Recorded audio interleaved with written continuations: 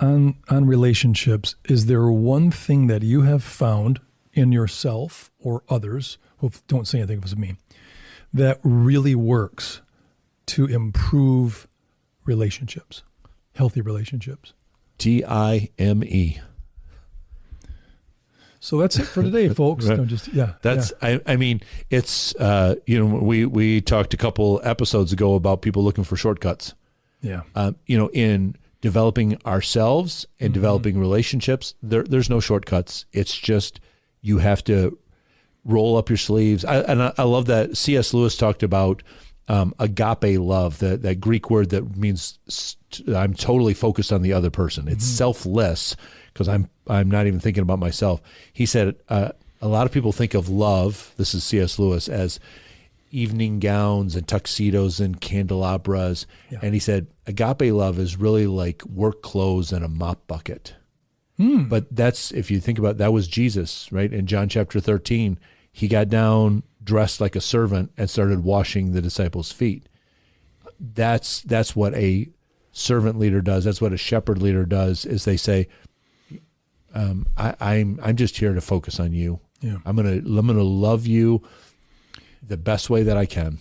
For us as leaders, servers, what's the one thing you've found to kind of get that person to engage in a better relationship with you? What did you have to do? Well, you got to show up. It can't be, and you have to show up regularly. Consistency. You have to show up with the servant attitude. Yeah. People can tell if you're just there to check your box. Yep. It's time for me to just walk through the office, and I got to check that box. They can tell. It's the annual review. This is the time I got to sit down with you.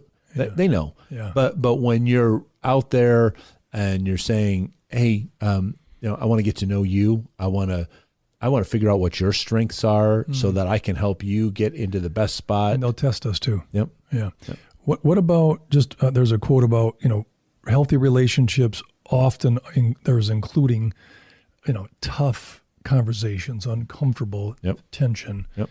But once you break through that quote is true. Sure. If you're going to get a better relationship, you're going to have to dive in and get a little uncomfortable. Right. You might even have to eat crow. I've learned to eat that warm, by the way, roadkill.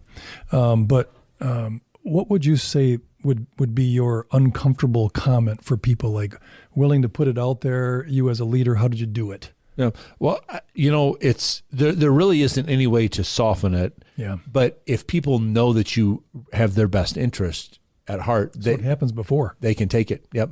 Mm-hmm. And I don't think that again, I don't know who said this. I can't give somebody the credit. I'd like to give somebody the credit for this.